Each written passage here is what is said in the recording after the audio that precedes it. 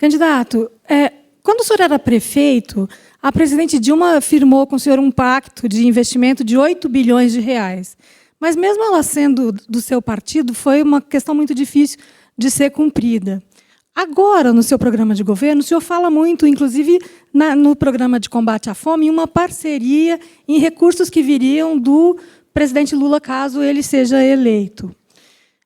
Como que vai se dar? Eu sei que o senhor está trabalhando por isso e espera a eleição de Lula, mas só saberemos no dia 30.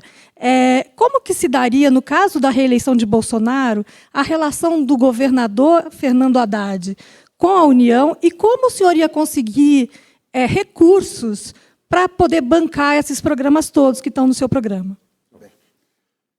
Eu agradeço a pergunta. De fato, foi feito em março de 2013 um acordo chamado PAC São Paulo, que previa o repasse de 8 bilhões de recursos da União para a Prefeitura de São Paulo, o que não ocorreu nos 4 anos do meu mandato.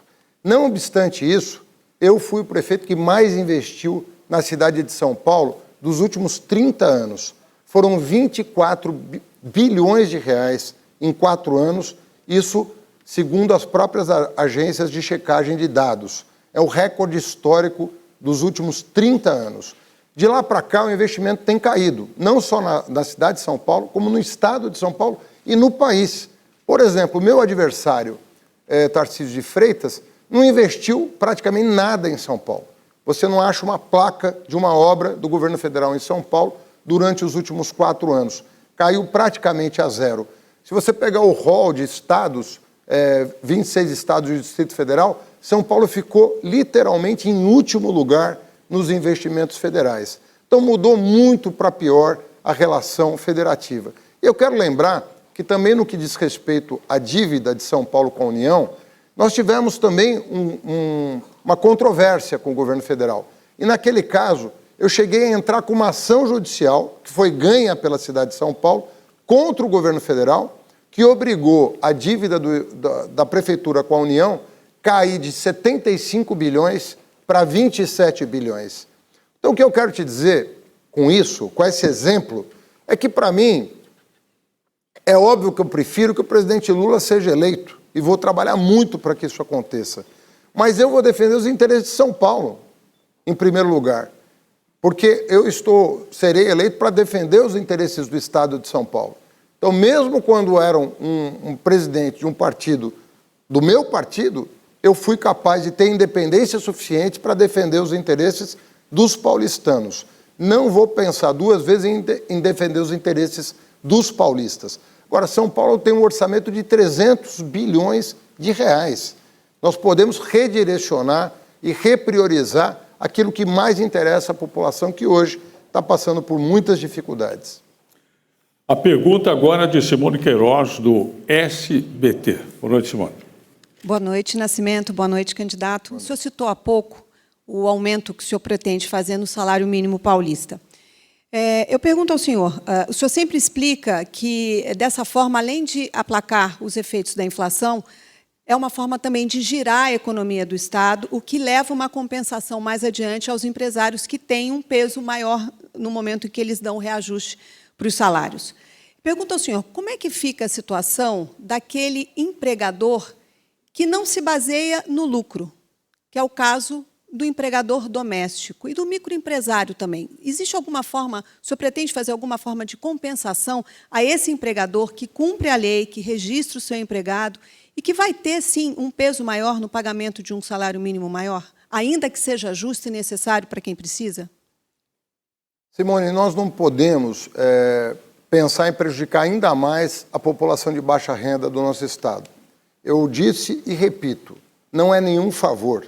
Nós estamos repondo os efeitos da inflação, que corroeram o salário mínimo paulista. O salário mínimo paulista sempre foi 20% acima do salário mínimo nacional. E por uma razão, o custo de vida em São Paulo é mais caro do que no resto do país. A cesta básica em São Paulo é a mais cara do Brasil. Então não é favor. Isso vai ajudar a economia, ao contrário do que podem pensar alguns economistas que não entendem como a roda da economia gira. Vamos pegar o exemplo do governo Lula.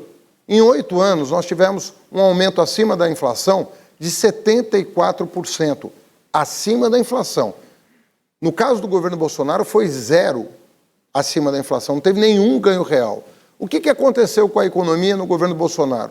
Crescimento da economia, eu não vou pegar o crescimento comparativo, vou pegar com o que aconteceu no mundo, porque você que está em casa vai dizer, não, mas foi efeito da pandemia. Enquanto o mundo, durante a pandemia, cresceu 2% ao ano, o governo Bolsonaro cresceu 1%. E isso muito por conta dos investimentos da pasta do Tarcísio, que foi um fracasso geral. O Tarcísio executou 31% do orçamento de infraestrutura do país. Orçamento autorizado pelo Congresso Nacional, ele só executou 31%. No governo Lula, ao contrário, enquanto o mundo crescia 2,5% em média, nós crescíamos 4% em média. Ou seja, nós crescemos muito acima da média nacional, enquanto agora nós crescemos da média mundial, enquanto agora nós crescemos metade da média mundial. A valorização do salário mínimo é um ingrediente da retomada do crescimento econômico em bases sustentáveis. Se a população da base, né, das famílias mais pobres, não ingressarem no mercado de consumo de massa, nós não vamos ter por que o industrial e o comerciante contratarem para produzir mais. Então, o jogo é um jogo de ganha-ganha. Hoje é um jogo em que o empresário ganha e o trabalhador perde. E isso tem que mudar.